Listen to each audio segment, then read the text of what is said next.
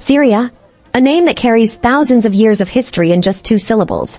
Long before empires rose and fell across this land, this was a cradle of civilization, a place where alphabets were born, where trade routes crossed continents, where some of humanity's oldest continuously inhabited cities still stand today.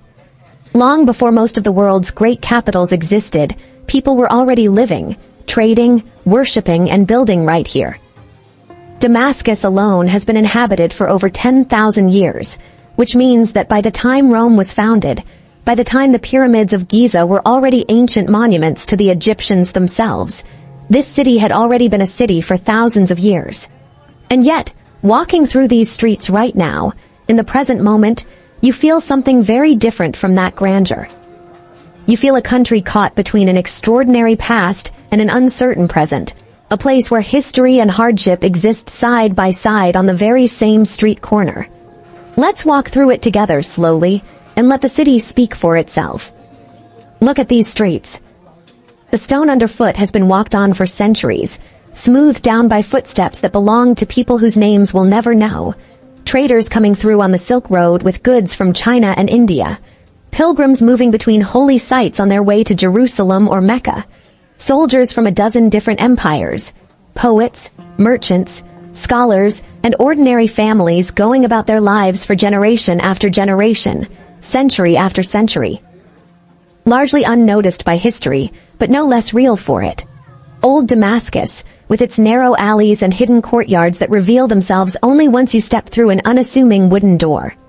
Aleppo's ancient covered markets, once among the largest and most vibrant in the entire world. A labyrinth of stone corridors where you could once buy spices from India, silk from China, and soap made from local olive oil, all within the same 100 meters. The old quarters of Homs and Hama, with their wooden water wheels. The famous norias, still turning on the riverbanks the way they have for hundreds of years, creaking with the same rhythm that farmers relied on long before anyone here had ever heard of electricity or engines. These places have witnessed conquerors, empires, and ideas passing through, layer after layer, century after century. Assyrians, Babylonians, Persians, Greeks, Romans, Byzantines, Umayyads, Abbasids, Crusaders, Mamluks, Ottomans, and finally the modern era. Each left something behind. A column here, an inscription there. A style of arch, a technique of stonework, a word borrowed into the local dialect. Even now, amid everything the country has been through in the last difficult decade, you can still feel the bones of that old grandeur in the architecture.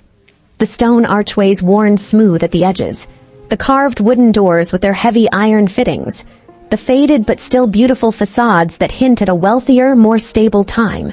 A time when these streets were full of merchants and travelers rather than the quieter, more careful rhythm of daily life you see today. You notice the details if you slow down enough to actually look, rather than just walk past. Calligraphy carved into stone lintels above doorways, verses or blessings meant to welcome anyone who passed beneath them. Courtyard houses with citrus trees still growing in the center, a design meant to bring shade, quiet, and the smell of orange blossoms into the middle of a busy, dusty city. Old hammams, some still operating after hundreds of years, steam rising out of small chimneys the same way it has for centuries. Men and women still coming for the ritual of washing, resting, and talking that these bathhouses have always been built for. Every corner seems to hold a small piece of a much larger story, one that most of the outside world has only heard about through headlines of war and destruction, but which is really a story that stretches back thousands of years before any of that. A story this country doesn't get enough credit for anymore, precisely because the recent chapters have been so painful. As the sun goes down, the city changes character completely, almost like a switch has been flipped. The heat of the day breaks, the harsh light softens into gold and then blue, and the streets fill up with people the way rivers fill after rain. For a few hours, life feels almost normal again, normal in a way that feels almost defiant, as if the city is insisting on being itself despite everything. Families sit outside their homes on plastic chairs pulled out onto the sidewalk, talking, laughing, watching the street go by the way people have always done in the Levant, long before smartphones gave people other ways to pass the evening.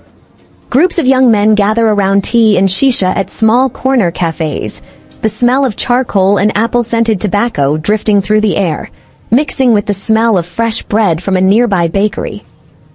Vendors push carts of roasted corn or sweet pastries, calling out prices to anyone passing, their voices becoming part of the evening soundtrack, along with the calls to prayer that echo out from the minarets scattered across the skyline. Children still play in the alleyways, chasing each other, laughing the way children do everywhere in the world, seemingly untouched for a moment by everything happening around them, by the news reports and the statistics and the years of hardship that the adults around them carry so visibly. A football gets kicked against a wall that still bears shrapnel marks from years ago, and nobody stops to notice the marks anymore. They've simply become part of the wall, the way old scars become part of a person's skin. There's something almost unbearably moving about watching children play so freely in spaces that have seen so much, as if childhood itself refuses to be cancelled, no matter what else has happened around it. There's a warmth to Syrian people that's hard to put into words, a hospitality that seems to survive no matter what else has been lost, no matter how little some families now have to offer. Strangers wave you over to share tea, insisting even when you try to politely decline, treating a passing visitor with the same generosity they'd show an old friend. People stop to ask where you're from, genuinely curious, genuinely welcoming, often inviting you to sit with them even though you've just met, sometimes offering food from their own table without a second thought. It's a kind of generosity that seems to come from somewhere deep in the culture, an old idea, still very much alive here, that a guest is something to be honored, no matter how little a household has to offer that week, that month, that year. You get the sense that this hospitality isn't performative, isn't for show. It's simply how people have always related to one another here, war or no war, poverty or no poverty. At night, you also see the younger generation out and about, university students walking in groups on their way home from evening classes, friends meeting up outside small cafes that still manage to stay open despite everything, families out for an evening walk together after the worst heat of the day has passed. There's an elegance and a quiet dignity to how people carry themselves here, even now, even after everything. Pressed shirts despite the heat, careful attention to how they present themselves. A kind of pride in appearance that seems to say something about refusing to let hardship define how you carry yourself in public. It's easy to see, in these small evening moments, the Syria that existed before the war, a modern, proud, deeply social and cosmopolitan culture that never really disappeared, even when so much else did. Music sometimes drifts out from a cafe window, an old Fairuz song or something more contemporary. Someone's phone plays a track everyone in the group seems to know, and for a moment, several people hum along without even realizing it.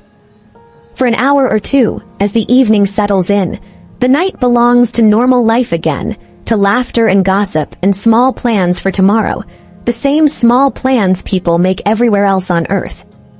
But you don't have to walk far before the other reality sets back in, sometimes within the very same block. Buildings with collapsed floors standing right next to homes that are still lived in. Families sleeping just meters away from structures that could come down at any moment, because there's simply nowhere else for them to go and no resources to fix what's broken. Storefronts boarded up or half destroyed, some still displaying faded signs from businesses that closed years ago and never reopened, their old branding slowly bleaching in the sun, a strange kind of monument to a version of the street that no longer exists. Power lines patched together and improvised. Tangled knots strung between buildings, generators humming on street corners because the electricity grid still can't be relied on for more than a few hours a day. The noise of these small engines becoming a permanent part of the city's background sound, day and night.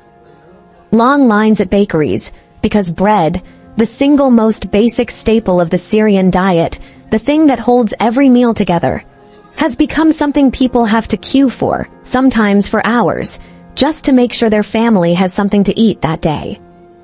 The economy here has been devastated in a way that's hard to fully grasp until you see it up close, until you've talked to the people actually living inside these numbers. More than a decade of conflict, sanctions, and instability, have gutted what used to be a functioning, genuinely diversified economy. One that used to export food, textiles, and manufactured goods across the entire region. One that had a real industrial base and a real middle class before everything changed. The Syrian POU.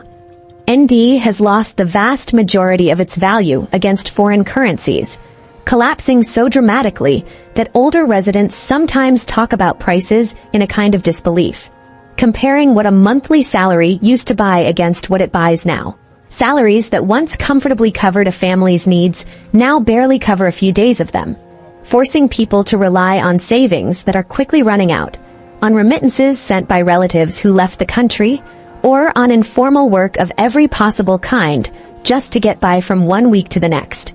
Unemployment is high, especially among the young, who make up a huge share of the population but have painfully limited opportunities in front of them.